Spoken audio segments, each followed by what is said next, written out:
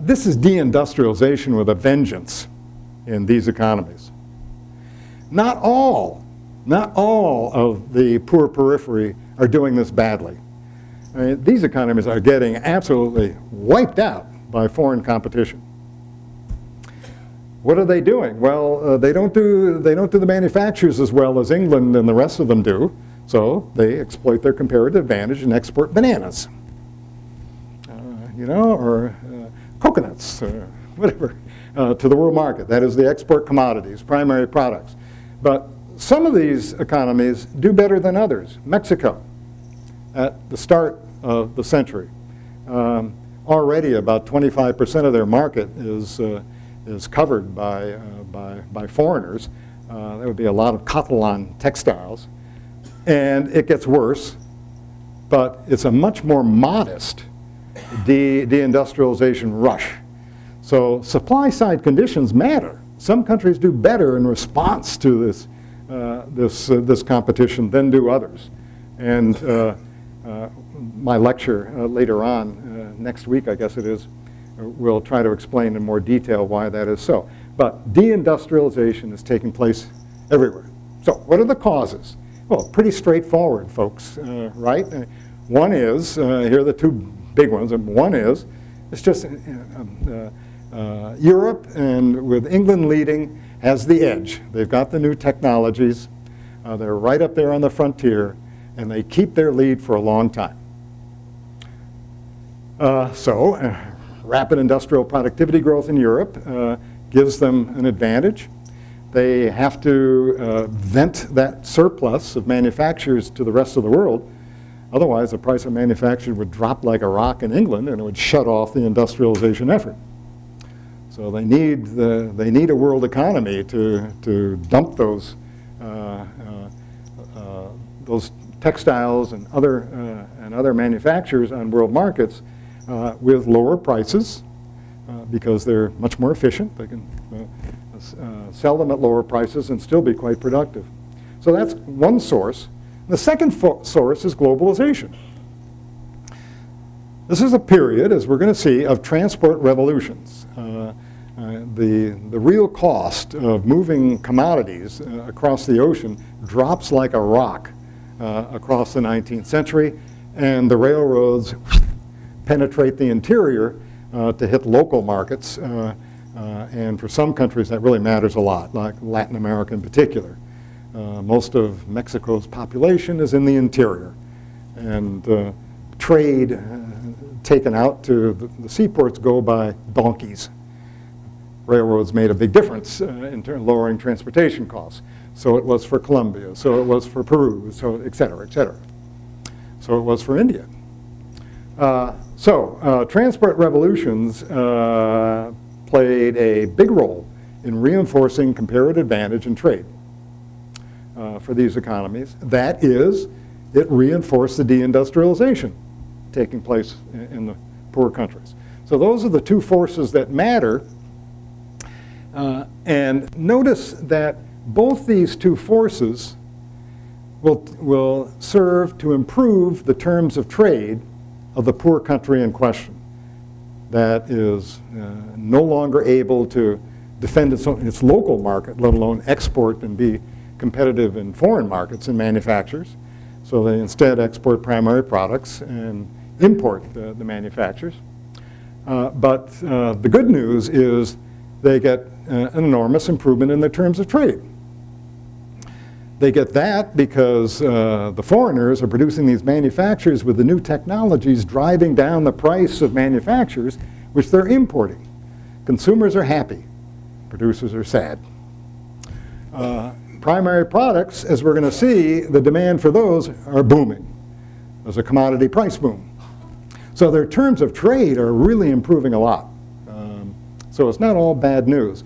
Basically, that story can be told in another way. It simply means that the rapid industrial productivity growth in Britain and the other European countries that are leading the pack, that productivity, they can't enjoy all of those productivity advances. They have to share it with the rest of the world. And they have to share it because those productivity advances They cannot sell all those, that glut of manufacturers in world markets without lowering price. If they lower price, it erodes part of their profits.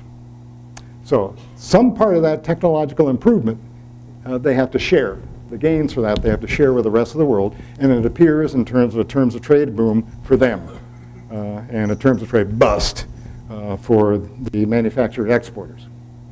Okay, that's fact number 2. Fact number 3 is that there is a secular terms of trade boom.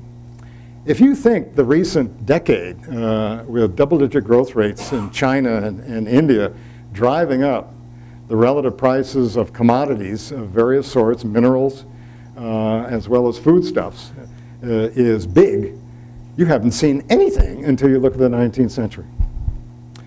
We've been there and we've done this before.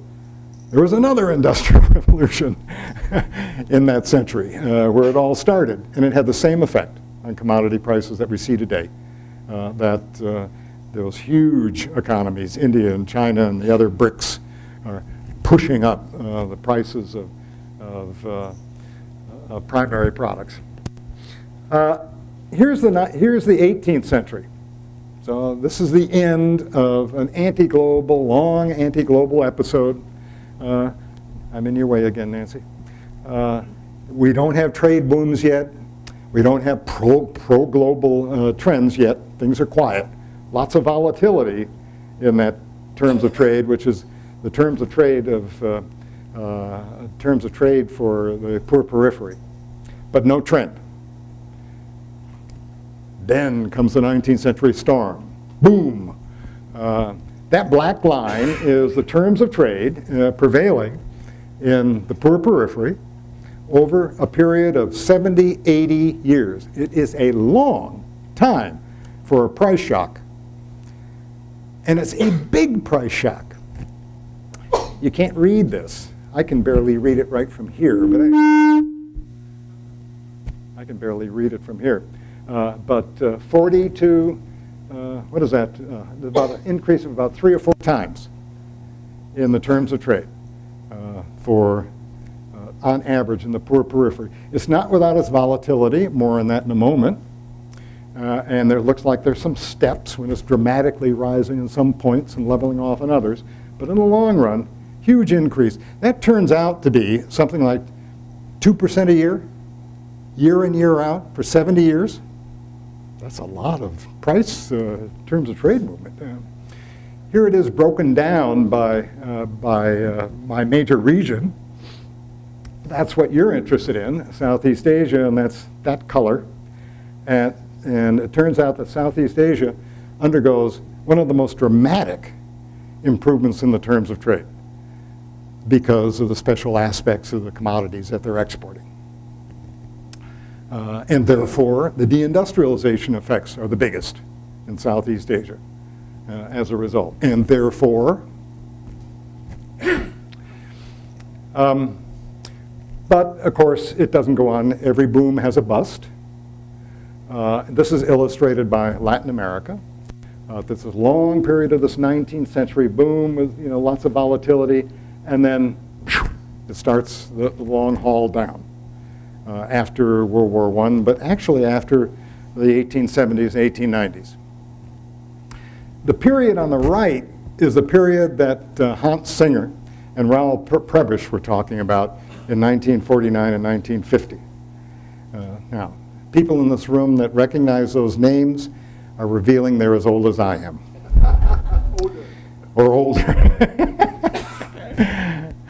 But they had a very big impact on accommodating a move towards ISI strategy, including in the Philippines, turning inward and shutting off trade and so on, before we opened up in the late 70s.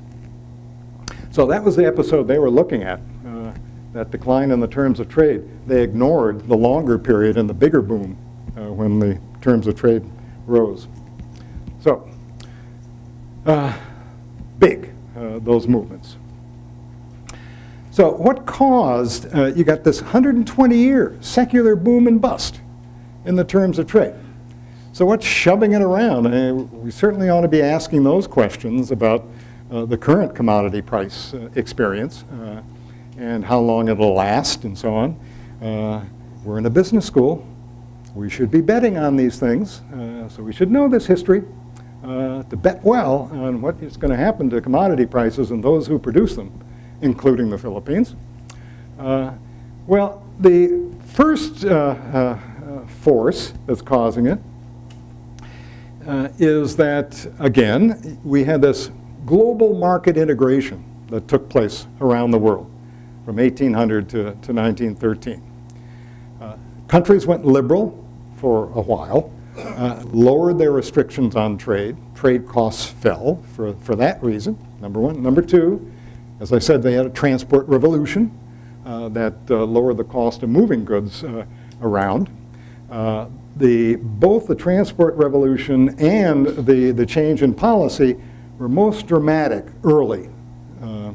So very big changes of trade liberalization and drop in trade costs took place over the first half or 3/4 of the century before transportation revolution slowed down and the move towards, and there was a backlash. So here's one plot of what happens to the real price of moving coal around the globe. And it's pretty flat. 18th century, come to the early 19th century, all of a sudden it's like a waterfall. I mean, it just drops off dramatically in terms of the cost of moving stuff across the oceans. And of course, it's reinforced by the railroads. But look what happens when you look ahead in the next century. You look in the 20th century, and you see that decline is continuing. You can't read those dates, can you? So it declines to about here. Why is it doing that? I should talk quietly.